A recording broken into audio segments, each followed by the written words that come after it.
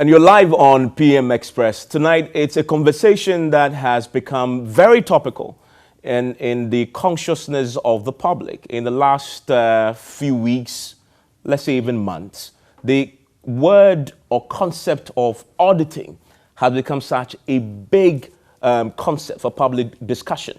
We all know what has happened recently with the Manasseh Zuriya-Wood investigations into the Public Procurement Authority.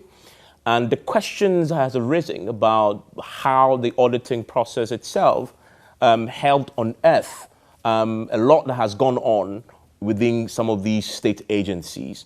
We've been reading with shock the latest Auditor General report, again raising questions about irregularities that tend to cost us lots of money. And that is why there is a movement towards restructuring a part of auditing that is less talked of, internal auditing, and the role of the internal auditor in first spotting the issue before the external auditors even step in is an area that we haven't explored much, and we hope to spend some time on the show this evening to examine this particular area of auditing, which needs restructuring, and there's a push towards that. We'll try and understand what the push is and what the outcomes are as far as those who are handling the process is concerned. I am delighted to say that I've just been joined for this particular discussion by the Auditor General himself, Mr. Daniel Domelevo, who you know has been leading a crusade to save the public purse and protect it. Mr. Domelevo, thank you very much for your time on PMSS again. Thank you. Also joining me is Dr. Odrosai. You've heard him many times on Newsfile in particular. His views on these issues of governance, he's a governance analyst, is unparalleled. He is sharp, he knows his stuff, and he says it as it is. I was privileged to be in his presence last week when he made a presentation on the same subject of reforming, restructuring internal auditing function. And he has agreed to join us, and he's here with me. Dr. Odrosai, thank you very much, sir. My pleasure. For your time. And also joining us is a man who we used to pick his brain quite often, a lot. He is now the board chair of the Internal Audit Board, Mr. Joe Winfield. Mr. Winfield, thank you very much for your time as well here on the show. I will start with a governance analyst, Mr. Odrosai. Let's see, he's a man who, I guess, has done some work in the middle, really, given his thoughts on why we need the restructuring to happen. Dr. Sai, let me start by asking you to lay for us why internal auditing is so important. What is this concept of internal auditing? What is it? Thank you very much. Let me first explain what internal auditors do. You know, in this parts of the world, when we talk about auditing, many people look up to external auditing. Basically, we can have two types of auditors. One who does internal auditing, the other who comes from outside the organization to come and review the processes of the organization after you have spent government money, if I can say that. Now, the internal auditor is an individual who is with the organization, monitors the control systems, gives the early signals, early warning signals, advises management on control systems. If there are areas of management function that are not supposed to go the way it's supposed to go, it is the duty of the internal auditor to draw management's attention. So it is like a service function to management. Now, if the internal auditor gives the early warning signals and management refuses to listen to the internal auditor, then it accumulates. Under our laws, the internal auditor is expected to conduct auditing on a quarterly basis. So every 3 months, he does his audit, he reviews the system, gives you the control weaknesses, gives you an idea of what is happening in the system, and even gives you an idea of how to resolve them, recommendations. So if you are listening to your internal auditor, you are likely to reduce the weaknesses. If you fail to do that, then at the end of the year, an external auditor would come. The interesting thing is that if the external auditor comes, as part of his work, he is expected to review the report of the internal auditor. Okay. So then the report of the internal auditor becomes an input into the work of the external auditor. So if you fail to listen to your internal auditor, the external auditor will pick it up. Okay, and are these internal auditors in all state agencies across the country, MMDCEs, etc., across the country? As far back as 2003, the Internal Audit Agency Act was passed together with the Public Procurement Act and the Financial Administration Regulations, to the extent that it is a requirement for every institution at the national, subnational, parastatal, institutional level to have internal audit. Not only an internal auditor, but an internal audit unit, which should be made up of a number of qualified people who would help you control the system, or who would help you ensure that the weaknesses in the system are uncovered. Okay. The interesting thing is that these three laws were passed in the same year to inject financial discipline in the system. Two of these laws, Financial Administration Act, Public Procurement Act, have seen major revisions because of the way things are developing. Ask anybody what has become of the Internal Audit Agency Act, and that is where the challenge is. An act that was passed with a number of acts, PPA and then the FAA. Today we have the Public Financial Management Act. Today we have amended or reviewed the Public Procurement Act, but the Internal Audit Agency Act is as it is. You know, so the profession is not growing because we are not laying emphasis on it. But if we are able to support it, to reposition it, I can tell you that all the infractions the external auditor will come to expose may have been resolved before he comes in.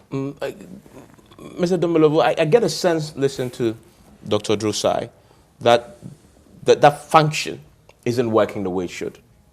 And it's possibly a reason why we have these jaw-dropping figures that you always find. And if so, the first line of defense against infractions, possible corruption, embezzlement, should be these internal auditors, from what I've just heard. But if the first line is not there, then you're getting to deal with far more jaw-dropping figures. What's your own assessment of how the function has either effectively been carried out or not? Thank you very much. Like my colleague just said, the truth of the matter is that if internal audit is effective, it lessens the burden of the external auditor. Because you don't go and duplicate what your colleague auditor, in fact, we are classmates. Many times you have the same training, the same exposure, everything. So you don't go and repeat what your colleague has done.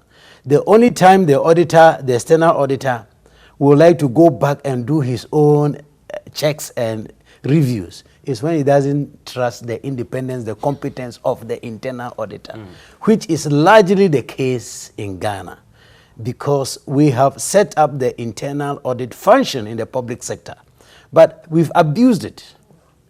It has been so abused that you look at the internal auditor's report and you virtually find nothing inside there because of independence issues. Okay. The person he is supposed to check is his boss.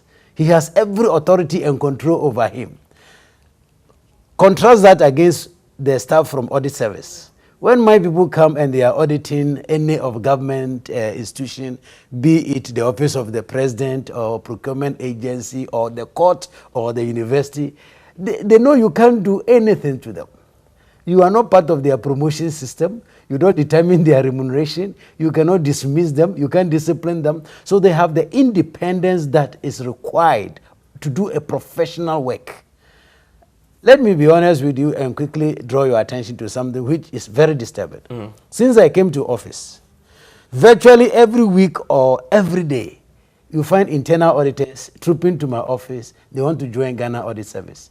And when I ask why, it will interest you. You may think the first answer should be what? Salaries. Yes. Is that not it? Yes. It will interest you to say that no, not salaries. They use a word, I don't know where they got it from. They say professional abuse. Okay. They say they are running from professional abuse. And I say, what does that mean? They say, what it means is that I'm an expert. I've done my work using standards. And when I bring my report to someone who doesn't have any idea in the field, he looks at the report and say, remove this, add this, remove this. Otherwise, then we have to make sure that you are the auditor in Accra here. Is that not? Is it? Yes. You see, your colleague in Boku wants to come to Accra. So if you say you will not change it, well, we will see if you have to send you to Boku so that you can continue writing those your rubbish over there. So the man will happily say this is the first draft. So I'll bring a second draft. and the second draft, you can imagine what it will be. Yeah. So that is the crux of the matter. Like he's saying, we don't have an effective internal audit, not because the guys are not competent, not because the guys are not skillful. It is because their independence has been impaired to the point where they cannot do what is expected of them. That's why you see the auditors, we dig, and dig. That is not done in many jurisdictions.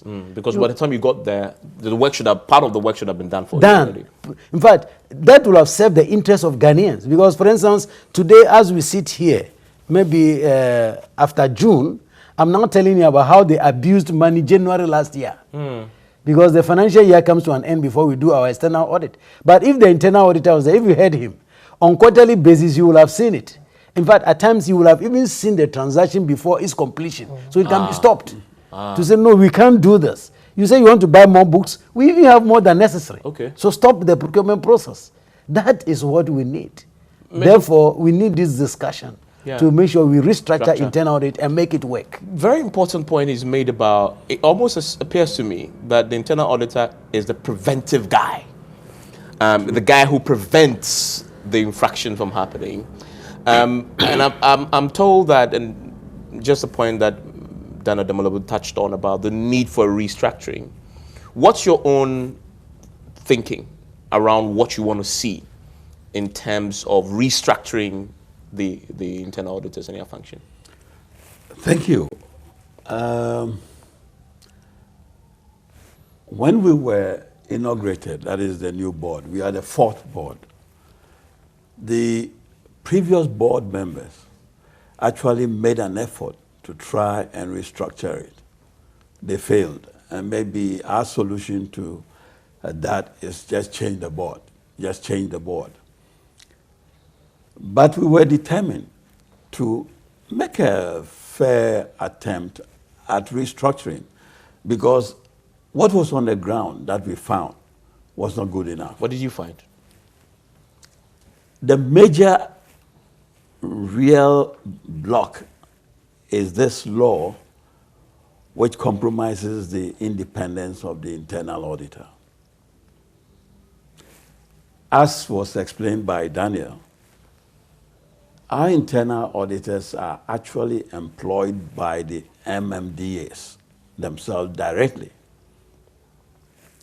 And as he further gave you the example he gave you in Boko, I mean, Boko is even, a bigger city. Nice place to be. But they will tell you that, actually we have just opened a new office at Zumalungu, somewhere, which is a suburb of Boko, and the rest of it. And we're going to send you there. These internal auditors, let's face it, are humans with responsibilities. The children are in school, and he's got to leave them and go to this remote area simply because he's brought out an issue that needs addressing. And then being so human, he will just give in and say, well, I've done my best, but there's not much I can do. And as a result, you don't have an internal audit process taking place.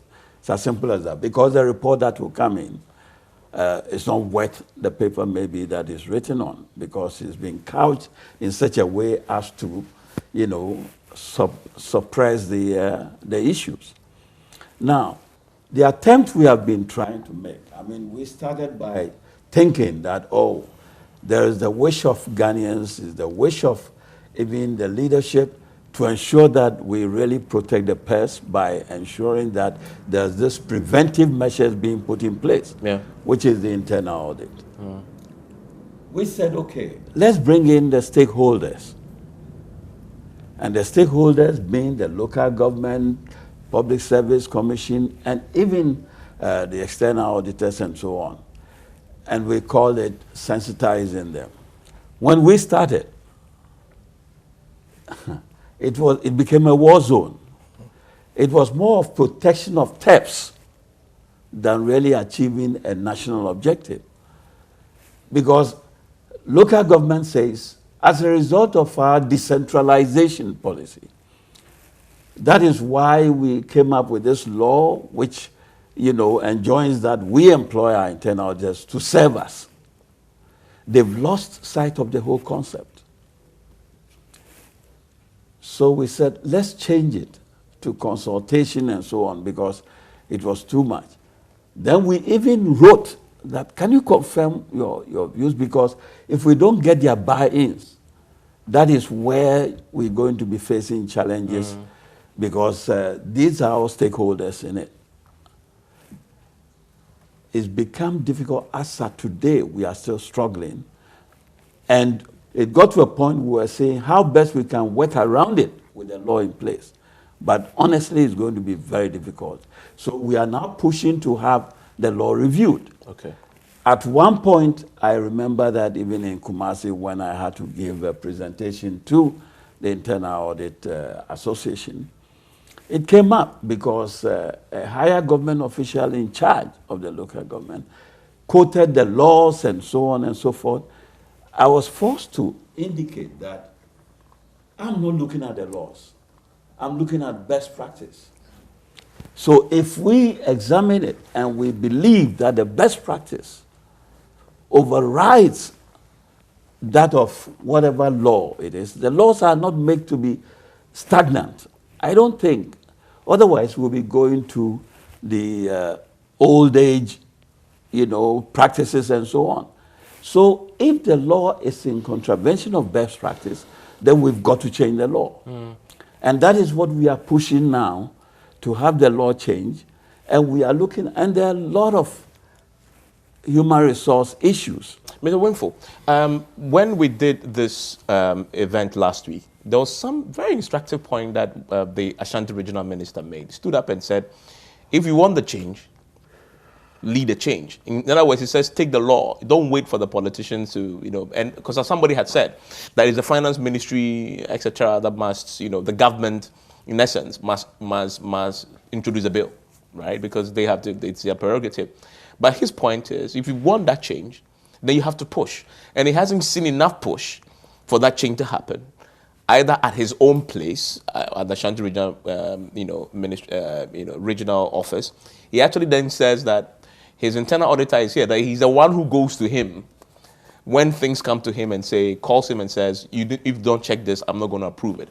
He seemed to suggest that day that the problem is that the internal auditors themselves aren't proactive, and there isn't enough coalition built yet to push this through and get the politicians who eventually have to push it to Parliament to act. What's your own take on that? Well, after examining the processes within the government, operations, we realized that in the first place, we will have to initiate this change in law. Okay. We'll have to even lobby parliamentarians, because they are going to. We don't want that law to be in Parliament for 10 years. Yes, donkey years. Yes, like, yes. It's possible. Information Act. Yeah. I mean, so we'll just be waiting, because I can assure you that anytime you make a move and you are quoted this law and they say you can't do this, and you don't want all these obstructions in your way when you are on full throttle, you believe that they should give you the support. And what amazes me is that if parliamentarians will be voting against such an initiative or such change in law, and they understand what is implied, then what sort of legislators have we got? Are they interested in the nation, or they are interested in, their constituencies only, or friends, or whatever it is?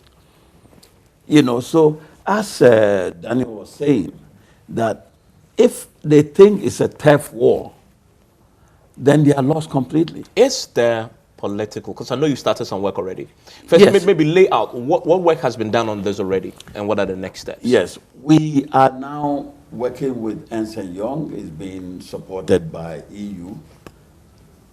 And the whole idea is that we said, whatever they brought, we've got to go back, because we've got to have that independence, because that is the only way. We can't work around it. Because if you want to work around, you say they are still employed, maybe you will send some people to go and take a second look at whatever is being done. That is purely repetition, and it's not productive. So what we want is that independence, and that's the initiative we are taking. That when it gets to the time, we are going to make sure that we initiate the change in the law itself. We'll have to lobby some of these parliamentarians. We'll have to educate some of them. We'll have to virtually let them realize the benefit to the nation so that we'll have the law passed and not have obstructions by interested parties or turf builders, but realize that what we are doing is in the interest of the nation. I want to take a quick break. When I return, we will get the sense from Dr. Odrosai and Dada Domelepo about the political will, because without that, this won't see the light of day. We've seen how other bills had suffered for more than a decade because there isn't the political will. And if there isn't, how do we get the political will?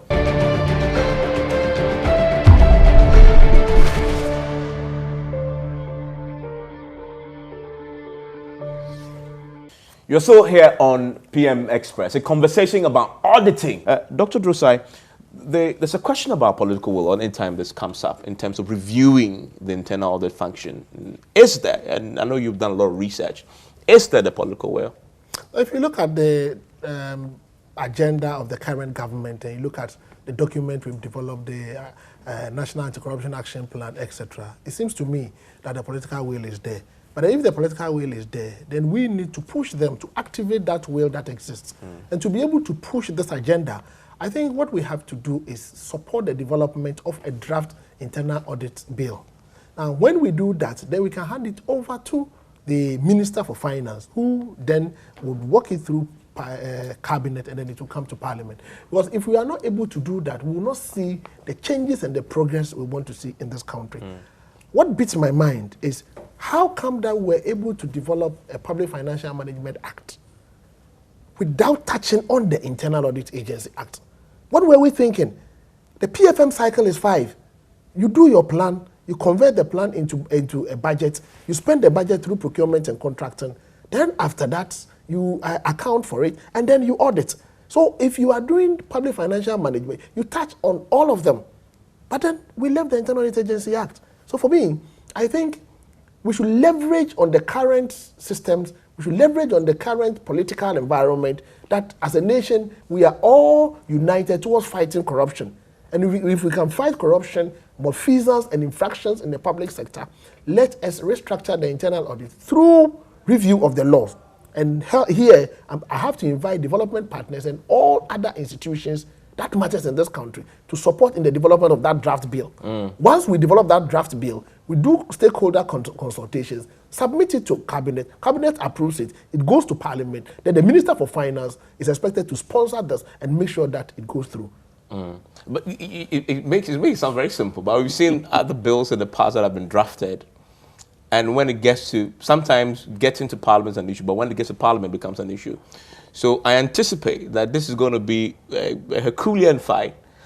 Well, I do not think so. You see, if we really want to see a reduction in infractions, if we really want to see that we are able to save more money into development, if we really want to see the fight against corruption, want to see corruption reduced in this country, then we should operate in unison towards moving the bill to parliament. And I'm sure that if it gets to parliament, our parliamentarians also want to see a reduction in corruption. They want to see that the leakages are sealed. So once it gets to parliament, I'm sure they will support it. And I'm also very positive that we have a number of anti-corruption institutions in this country. Development partners support them. Why don't they take this one up as a project and say that we have realized that internal auditing is a gatekeeper? We have realized that if we are able to strengthen internal audit function in this country, it is one of the first stages towards reducing infractions, towards reducing corruption. So we'll adopt that one as a project, a 5-year project towards repositioning internal auditing in this country. And I'm sure that it will be an important intervention. Uncle Dan, so the question about conditions of service is famous, is it not? That even the external auditors in your office sometimes it's a struggle. It's been the past. It was just recently when you were on my show that you announced that for the very first time your resources were released ahead of time and you had enough. But if that's a challenge with your office, then you can imagine what it will be for the internal auditors, even if you review the law. Isn't that a big part of the problem? It is part of the problem. But I just want to add a small bit to what Doc just said. He said they reviewed the PFM Act and left the Internal Audit Act. In fact, that is not how it is. They actually tried to modify the Internal Audit Act in the PFM Act. Okay. Whereas we have a dedicated Internal Audit Act. Now you go into the PFM Act, you see the audit committee and the audit whatnot, internal audit, everything, they are all inside the PFM Act. And I was asking what is happening. When I saw that first in the PFM Act, I thought they had repealed the Internal Audit Act.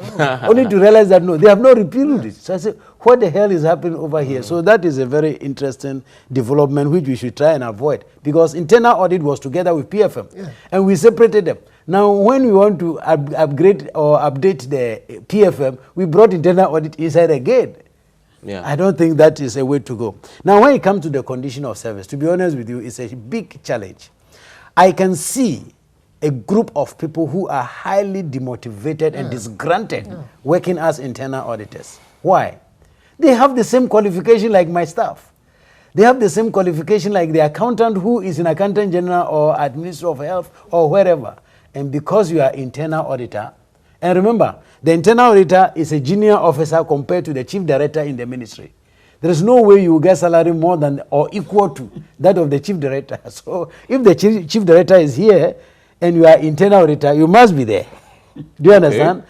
Your colleagues may be up there, but you will never get there. For instance, if you go to the accountant general, you see that all the professional accountants are on the same scheme. So nobody is worried. But you have your colleague that you all graduated the same year, or maybe even you graduated before, depending upon where he is.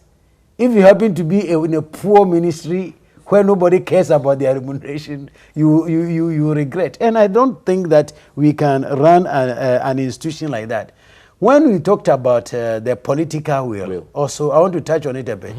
I saw in the mid-year review of last year, the Minister of Finance announced that they were going to amend the law so to make these changes. I'm surprised that we have gone beyond 1 year and I have not seen anything. So yes, I can agree with you on one part that there's political will, but that is rhetoric. We need action. We need to see action on the ground so that we can start clapping that yes, you are walking the talk. Isn't the lip service enough sometimes? Thank you. Oh no, it's never enough. So, some say that that rhetoric was to give a signal to the internal auditors to take advantage of that and do the push, and that they haven't seen that push. In fact, that's the point that the Assistant Regional Minister was making. That is a correct observation. But let me be honest with you. The one who should be more worried about the wastage should be the Minister of Finance. If you are the one in charge of the resources of this country, you will have said, I'll burn the midnight candle, I'm going to amend this law and get it passed within a week or two. Because you can see the wastage which is going on. In fact, nobody should be as worried as the Minister of Finance, to be honest with you. So as much as I agree that the push can come from the agency or the internal auditors, if you are an officer who is responsible for resources and you actually want to make sure that you protect it and use it effectively and efficiently, I think you will have been at the forefront and say, like, guys, you are sleeping, wake up. Let us amend the bill. Let us do this. Let us do that. What are the ideas? So, and like he said, the truth of the matter is, even all that they do, we still need a minister who will carry it first to cabinet to convince all members of cabinet. Who has a voice in cabinet more than the finance minister? We say, okay, if you say we won't change this, then I won't give you your money to you because you are wasting the money. And you say that we should not change. Okay, I'm not going to give you the money. I want a system in place before I can give you the money. Everybody, in fact, some countries, people even fear the finance minister than the president because he's holding the purse. So to be very honest with you, I'm not condemning them that they don't care. They care, but the speed at which we are moving, it begs the question. We have to be up and doing. I'll be highly disappointed if by the end of this year, we don't have a new law to change the face of internal auditing. On the back of that, I need to bring in some of the current issues that the whole nation is talking about.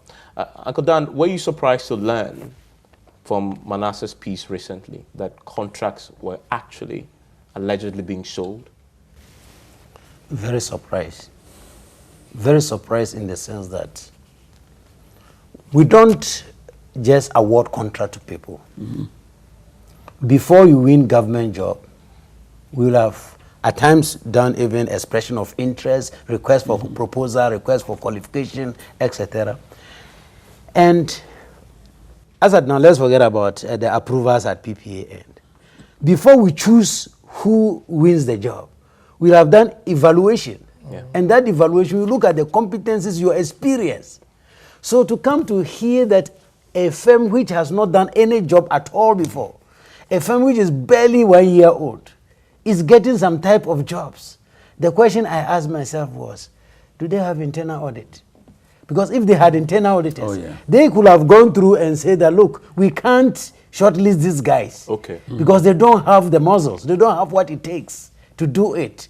The logical consequence is that if they win the job, they will sell it, which is like what is happening. Because it's just like me winning a job to go and operate some people in the theater. I don't have any idea. So the only thing I'll do is that when I win the job finish, I'll start looking for guys who are medical doctors over here. It is 100,000, so I'll collect 20,000. You go for the remaining 80 and operate the guy. So that is what goes to the core of what we are discussing over here. The absence of effective internal controls is what is breeding all this. If you have an internal control which could have looked at it and come back and tell you that, no, this guy, you can't even shortlist him. He doesn't meet this requirement. I think it will have helped all of us. Yesterday, when the Martin Amedu, your good friend, issued a statement, he mentioned that apparently you and him, you've been doing some work already on this, even before Manasseh jumped. Who told you he's my good friend? Because he copied you, and okay. I was just wondering why he copied. But he said it in the thing that apparently the two of you have been looking into this already. Yes, the truth of the matter is that I commissioned my audit into procurement as far back as March this year, and in May we had issued about 35 audit observations to the agency, to the PPA, for response. And when they responded, we issued another batch of audit observations. In the course of this, I cannot disclose the content of our observations. No. Fortunately for you journalists, once you get your fact, you can go public. Yes. I cannot go public with mine. I have to finish my audit before. It is in the middle of this that I heard that, boom. I remember Manasseh walking into my office to interview me and said things like selling of government contracts. My goodness, how can that happen? Somebody, a Goro company in Ghana, I don't think that should be the case. You're saying that Evans is able to present himself as a contractor with all the competencies, with the evidence to convince a company or a government MDA. And after getting that, they give it to somebody else. The question I was asking is, where do they get all the certificates and the competencies that are required to be able to discharge those duties? How did they get it? Yeah. There must be serious fraud in the middle of that. If there's no serious fraud, then serious collusion. So your point is, even before, the focus has been on the PPA's role, but you say even before that, the processes before that may have been fraught with serious corruption.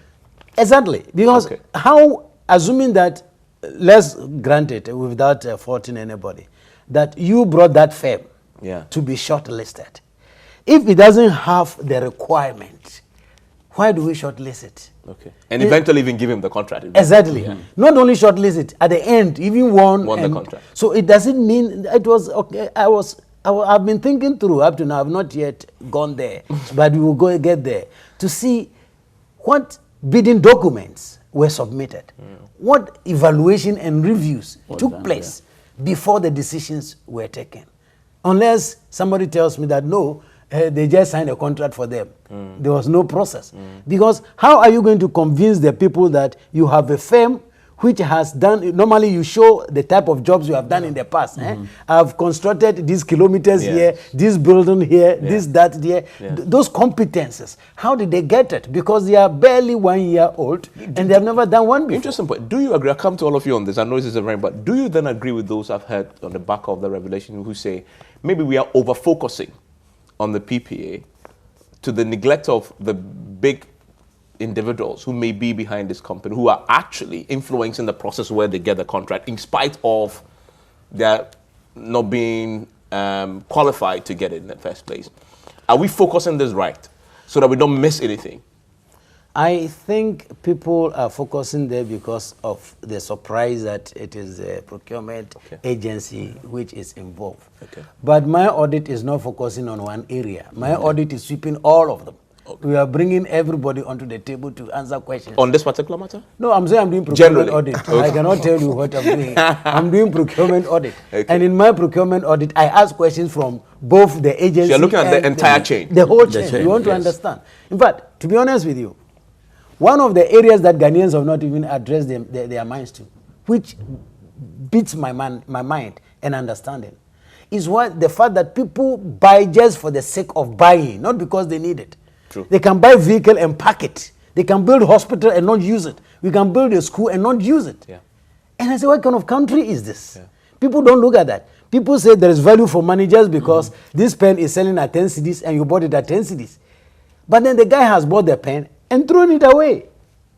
Will any normal human being do that? But I think you, the media, even the Joy, I think I've seen you showing vehicles, showing plenty abundant, a whole lot of things. With that. As a country, we have to wake up. This is not an offense which should be looked at as a partisan issue. It is an offense against the nation. And if it is your government or not your government, we must speak against this. Otherwise, we are never going to progress as a people. So let me assure you that as for audit service, we are going to look at the full chain. Okay. Is the PPA, you're shining your spotlight on the PPA. Somebody tells me this is the first time the PPA actually been audited. Is that true? It is not true. Okay. They've been audited in the past. The challenge I have is that, or we have, is that almost all these audits have been outsourced to private sector auditors. And private sector auditors, with due apologies to Mr. Winful over here, their focus is so much on the financial audit, which is financial statement, to express opinion. But when it comes to public sector, it is not, but if I express opinion to tell you that, just for the purpose of illustration, the financial statement of Minister of Roads present a true and fair view, will you be happy with the roads that we have in Ghana? No. In fact, when it comes to public sector, people want to see that the money has been used for the intended purpose and there is value for money. That is not the focus, which I'm trying to change now. We have had 2 meetings with them this year already, all those who are source audit too. And I said, no, you must do the same thing that we are doing. You have to change your audit approach. In fact, you are acting on my behalf. So you cannot say, when you get in there, you are doing financial audit. We audit in accordance with standards, 2, with laws. Section 12 of the Audit Service Act and Section 20 of the Audit Service Act prescribe some of the things which we must show in our audit report. Therefore, if you say you are representing the Auditor General, you must do those things and report on them. I know the fees may have to go up. It is better. Currently, we are being penny wise and pound foolish. We pay little to them, and for that matter, they are private sector people. If you ask them, they will tell you. They would like to make profit. Therefore, they go and look at the financial statement. It is true that you can look at the financial statement and the underlying documents and say it is true and fair. The question we're talking about in public sector is service delivery, not financial statement, which is their responsibility. So let me say that all is not lost yet. Our audit is on the way. It's premature for me to tell you some of our findings, and it's very unprofessional for me to talk about it. I am very sure that when we finish, you will see our report.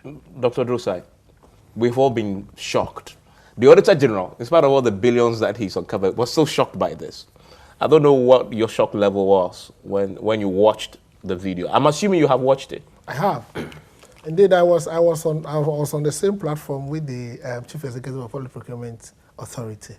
And, well, it's an allegation. They are investigating it. But I think that, you see, there's something we need to do to our laws. Because in the Public Procurement Act itself, it gives the Public Procurement Authority the right to conduct procurement audit. And they do it across the various levels. Sure. As to the outcome of that particular report, nobody seems to know.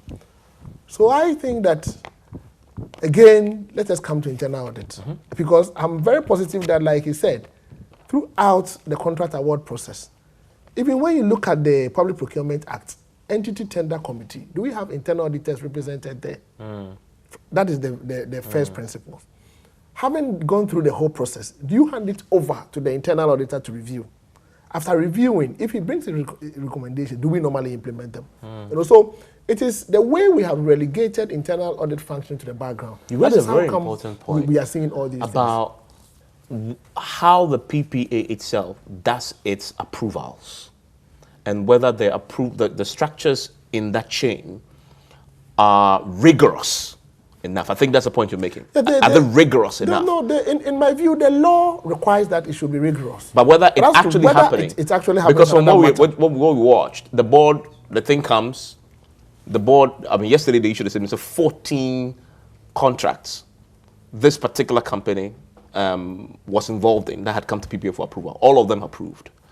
The question people have asked, what due diligence did happen? So who will do this due diligence? It's a question. Who will check whether the internal controls are working? That's the internal auditor. Yeah. And if this internal auditor has been relegated to the background, in fact, go to a typical public service office and then ask of the office of the internal auditor. You will have the shock of your life. You go to the office and basic equipment that they need to work is not there. In fact, it is very easy for you to know who an internal auditor is if they invite management staff there by way of what they need. You go to, and they don't have the basic logistics. Even allocation of vehicles. You go there, some of them do not even have vehicles to move to the field to work. So it is as if you intentionally under-resource them so they will not be able to work. And it is intentional because some people are benefiting from the current system. Yeah. So what I think we can do is like what Dan has said. But then we should change the face of internal auditing. We should demand it as a people. We should know that there are eyes and ears on the ground. Management should be conscious of the fact that internal auditing is there to protect them. It's in their own interest, actually. It is in their own interest. If you are a chief executive and you want to see things happening in your own organization, resource your internal auditor well, listen to your internal auditor, and you'll be fine.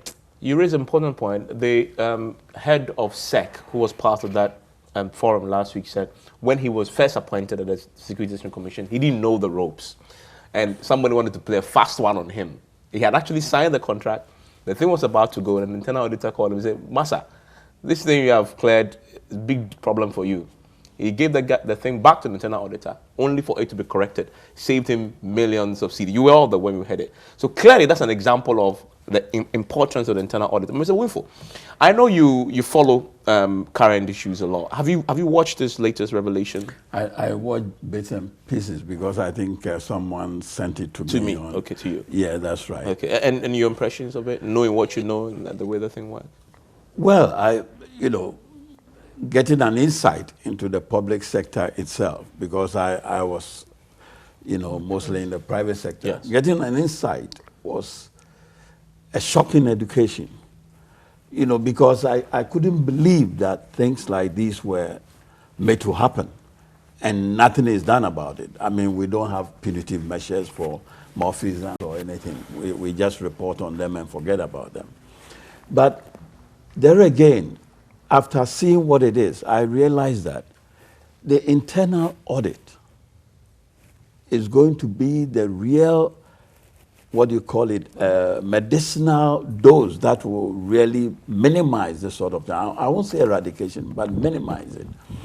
If you look at the example from the PPA and then, coming back to the video, you see that there has been a whole chain, even before the PPA got in. So what happened to each of the chain? The internal auditors are sometimes referred to as compliance officers. Okay. There are rules, controls, and regulations all over the place. So they are supposed to see, if you are reviewing it, were these complied with? What are the criteria? And so on and so forth. So maybe if you take the basic one, that these contracts were meant to be executed by persons with the required skills and capabilities, and they did not even have it if you look at the evaluation. Or maybe no evaluation was done, but the controls indicate that there must be an evaluation and before a short list. So if an evaluation was not done, the internal auditor has every right to call the attention of the authorities and include that in the report because it's a control weakness. You know, but we don't have that in existence. And if we do, then those charged with that responsibility are not performing that, and that is on the field. So it will not come out until 18 months later when we have to report and say, oh my God, this is what happened. It's too late. Or you have an investigative journalist like Manasseh go into the field and try to, you know, unearth this sort of thing. We shouldn't wait until then. We shouldn't wait. If I look at even the struggle of our government in mobilizing resources, and then we spend the same scarce resources on wasted material. I mean, I remember some years back when we were doing a World Bank assignment that we went to one of the MMDAs, you know, and they had stationery that could last 100 years. You know, it wasn't necessary. But because somebody was going to get a percentage, they kept on ordering it. This should have been stopped, definitely, by the internal auditor, because there are controls. Before an order takes place, one is budgeted for, and apart from it being budgeted for, you ensure that, you know, you've reached the minimum level that you have to be holding because of the lead time in supplies and so on and so forth. So you'll be checking all these controls to make sure that, no, we cannot go into this. No, this has not been budgeted for. Secondly, a lot of, I think Dan mentioned the service delivery. Internal audit will have to also include getting value for whatever we are investing in so that we don't end up with building hospitals for decoration purposes rather than for, you know, curing our citizens.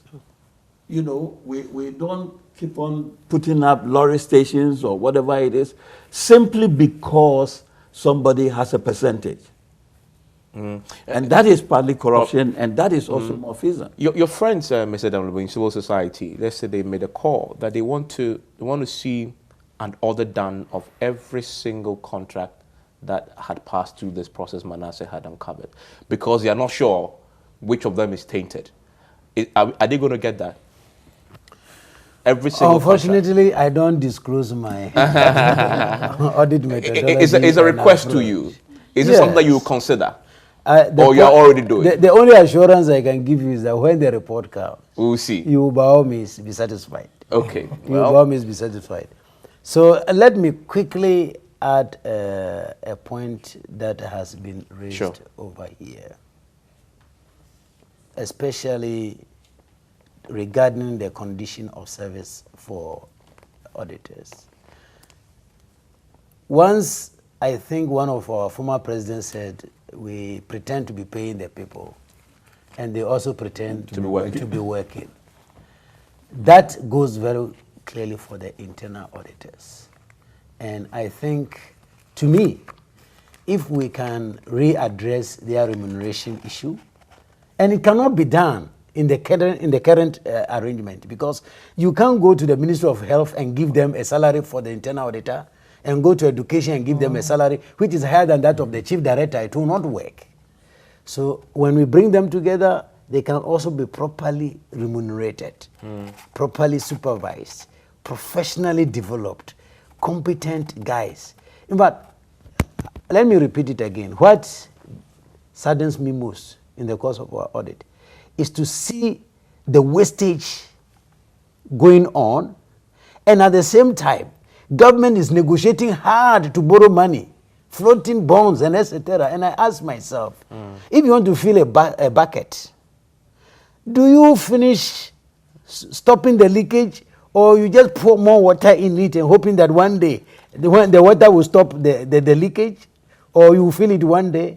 So I think as Ghanaians, we all have to demand this from government to say, look, this has been going on for too long. It's not one regime. We have seen the wastage going on. We need concrete action. And I've said it to a colleague of mine in Parliament. I said, look, it baffles me that when you invite MDAs to Parliament, you start talking about the same things that we have talked about. And they say you didn't collect this money. When are you going to collect it? Say, demand from them an action plan on how to meet all the controls. Because whatever we talked about is the symptom. There is a control weakness, which is bringing it up. So come out with an action plan and say by next week, we will have addressed it by doing this and that and that. So when we meet in Public Accounts Committee, we should be interrogating the action plan to see whether it's reasonable. Will we agree with you that we give you 1 week or we should give you 1 year to resolve it, depend upon the issue that is at stake? So these are some of the things that, and who is best placed to talk about internal control weaknesses? It's the internal auditor. Yeah. He goes around and tells them, look, this policy is not working, this is being abused, this is that, and this is that. So let me say that thank you, as far as I'm concerned, for inviting me here. I think it is something which is very necessary. And if you looked at my reports, I've been consciously putting internal audit there. Yes. When we did the liability audit, I put it there. And my annual report, I still talk about internal audit, because I think that until we get there, we are not going to get value for money. My people will go in there and shock the nation about the wastage.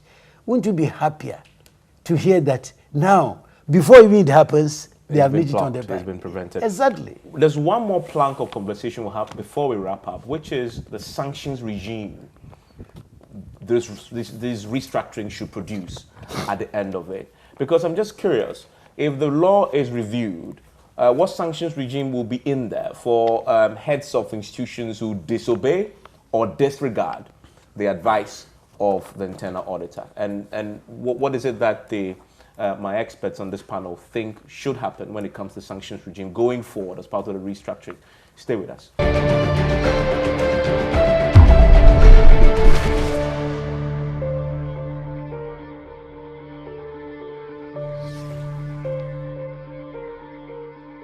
You're still on PM Express. My guests are still the Auditor General, Daniel Dumelevo. Also with me is the Governance Analyst, Dr. Odrosai, and Mr. Joe Winfield, who is the Board Chair of the internal of the board. Mr. Odrosai, let me start with you on this. The proposed reforms and the restructuring and the rewriting of the law, reviewing it. I'm just curious, all that I've heard, if the law doesn't include some stiff punishment for those politicians or heads of institutions who may feel that they still can overwrite the word of the internal auditor, there must certainly be in there some form of sanctions when the compliance has been ignored. I don't know to what extent are we factoring that into the structure going forward. The sanctions regimes are there, and then I think that, see, if you fail to adhere to recommendations from an internal auditor, there are two consequences. At the moment, under the PFM Act, we have an audit committee, and that audit committee is to pursue management to implement the recommendations. Unfortunately, some management will not even allow the audit committees to meet in the name of lack of resources. You understand? So, and then there is also a gap in the system. The audit committees would go direct management to implement the recommendations, but they don't have sanctioning powers. Two, Public Accounts Committee would invite the managers or the directors of these institutions without even inviting the audit committees. Yeah. The audit committee submits its report to the agency. The agency packages everything, send it to the office of the president. Nothing happens. You know, so I think in repositioning the institution or the internal audit agents, what we need to do is give the institution the authority and the power to sanction. What form of sanction? Administrative sanctions. Okay. There are also criminal consequences. Even before the external auditor comes, if it borders on criminality, and you have the hardcore evidence, it can easily be handed over to the office of the special prosecutor or any other institution. The rule of the game is make sure you have compelling evidence that can support prosecution to secure conviction, or even make sure that the funds can be refunded. You raise an important point. I'll come to Daniel Dumelevo on this. Recently, just last week, on the back of that conversation we had, I spoke to the chairman and the ranking on the Public Accounts Committee, and they were disagreeing on when should infractions that are grievous, when should it go to a prosecuting agency, as in the special prosecutor. The chairman believes even when the internal auditor sees a problem, as in his advice has been ignored, and he knows that this is going to lead into serious financial loss to the state, he must be empowered to either call Mr. Daniel Demolevu or quickly go to the special prosecutor. The ranking disagrees that the law says everything has to come to the PAC. So he believes they must all wait till the Auditor General compiles it, gets to PAC, before Attorney General decides who should deal with it. Unfortunately, that's not my understanding of the law. So what do you stand on that? You don't wait for the external auditor to conduct the audit. It gets to PAC, the harm may have been caused. He says that's the law. No, but that is not the law. Okay. If somebody is stealing and you have evidence to prosecute the person, do you wait for the person to continue to steal and make good use of the money before you recover? No. Okay. My view is that once the internal auditor submits the report, and a copy of the report goes to the external auditor, the role of the internal auditor is to make sure that the systems are working. He comes up with the challenges and then gives you recommendations. Some of the recommendations can be implemented to prevent the recurrence of the gaps that were identified. Some of them, the guy has already embezzled the funds. Okay. So we need to recover it. If the money is not coming, send the person to the police station or prosecute the person. So can we include in the definition of what an internal auditor is the role of a whistleblower? No, the internal auditor is more or less functioning as a whistleblower. No, but my point is, he's blowing the whistle, but to who? Is he blowing it to a prosecutorial agency? You see, he's blowing or it it has first to and blow foremost to Daniel Demolevu? No, first and foremost to management. Okay. Secondly, it gets to the audit committee. Thirdly, it gets to the external auditor. And then finally, if you fail to address it, it gets to PAC. But from the bureaucracy you've just outlined, the heads are not paying attention to them. The audit committees are not probably even sitting. So the real viable option is to go to Daniel Demolevu. But that is a process that might take some time. No, whether you go there or not, he will come. But by the time he comes, the likelihood is that the money is probably would have been, because the guy is a preventive guy. He's seen that this amount of money, if it's gone, if allowed this advice that it's not going to be ahead to go, the money is going to be lost. The man at the top is not listening to him. What should he do then? That is why if you reposition the internal audit agency as a service, and then they receive all these reports, within a quarter they can pull all of them together. Okay. Give them the powers to get to management, to make sure that it is enforced. Okay. You see, at the moment it is piecemeal. The agency lacks the power. They have the capacity, but they don't have the power to enforce some of these things. Okay. They have to send their report to the highest level of authority. It gets there, and what happens? Okay. It's not as if the internal auditors are not working. They are producing their report, they put the reports together, they give it to the agency. Where lies the power? If the internal audit agency has the power the Auditor General has today, we'll see signs. That one can happen on a quarterly basis. Then at the end of the year, the external auditor will come in. So it is a national conversation we should be having. But we should all be interested in the role of the internal auditor as the first stage or first level of corruption prevention. The ball is in your court. It's an interesting one, is it not? It is. It disturbs me by the fact that the laws are there and written clearly. People who ignore the law, they don't read it. And then they come up with their own laws, what they think the law is. Let me give you my own experience. Some people say that before you disallow item of expenditure, why don't you wait till your report reaches Parliament and Parliament go to PAC and PAC does so and so. And I entreat Ghanaians that read the Constitution. Article 1A7 Clause 7A says in the discharge of the duties of the Auditor General, he is not under the direction and control of anybody. Okay?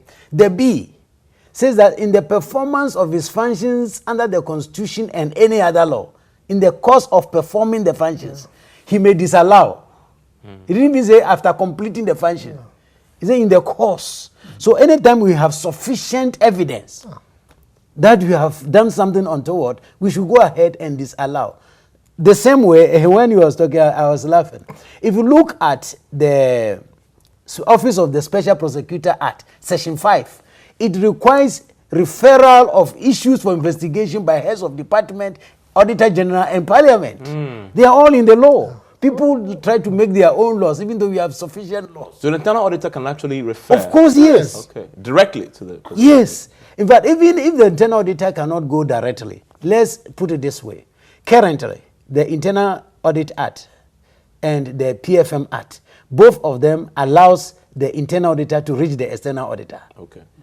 So when it comes to the external auditor, it's as good as it has reached there, because it will be different. It will be irresponsible of the external auditor to hear of wastage going on and say, no, I'm not yet ready. You have to wait. You have to wait. So it will happen. The truth of the matter is this. Let's be sober about it. Let's forget about our partisan and our parochial interests. Let's put national interest in the middle there and look for systems that work. In fact, many times I'm impatient about people because what we are talking about is not as if we are inventing it. We are only copying good practice from somewhere. And even when we copy, we paste it blindly so that the one who invented it, when you see what we have pasted, they can't even associate with it. That's the problem with us. But many systems we have implemented in this country, if you go to the source where we copied it from, you would like to ask yourself, is it the same thing that I gave you? So, my brother, one quick point I want to make. Ghana laws or the PFM laws or the public sector laws have too many offenses. Okay. We should reduce some of them to administrative ones where it can be punished. So if once you don't submit your account by this date, you should leave office. Okay. Once you don't do this. If you don't respond to audit observation by this date, your salary should be blocked. Something of that nature. We should not everything going to court. I hope you know the courts are also choked and the system there is also a problem. But because my colleague lawyers, they want to get more money, everything is an offense. Some are administrative. You are in charge of an institution. The law says that at the end of the year, produce account. You have not produced account. If by the second month you have not produced account, your salary should be blocked. Why should we continue paying you for not doing your work? When there are adverse findings or audit observations and you refuse to answer them, we should stop your salary because you are not being accountable. So we should not pay you. This type of approach, I think, will let people sit up. Yeah. Just get 2, 3, 4, 5 chief directors' salary blocked for 6 months. They will come back and do the right thing. Mr. Winful, your thoughts on the sanctions regime you want to see in this restructured internal audit service going forward?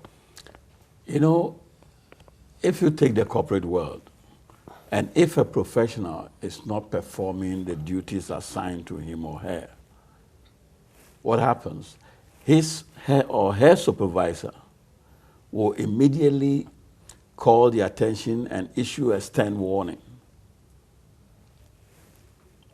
On repeating the same error, and this is not stealing or corruption, but just inefficiency.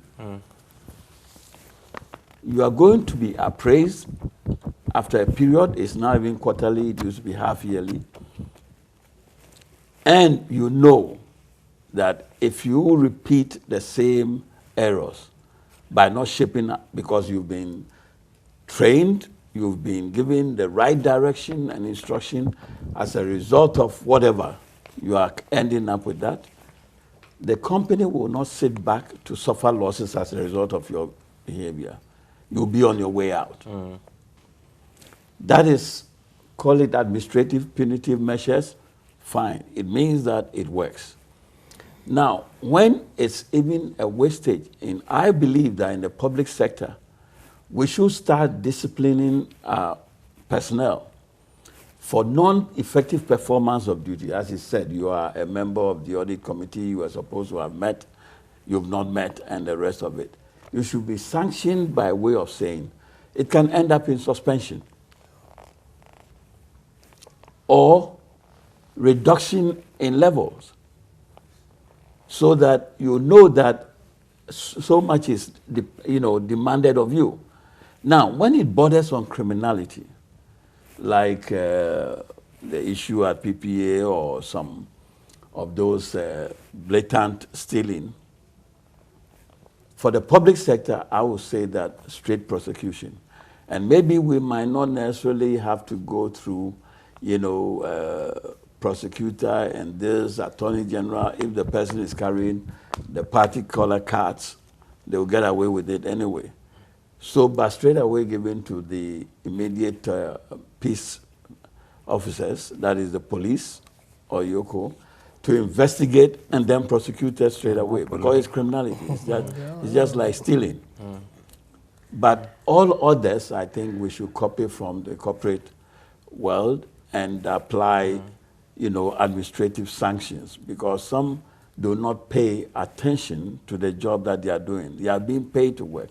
We want them to move away from what ex-President Kufuor said.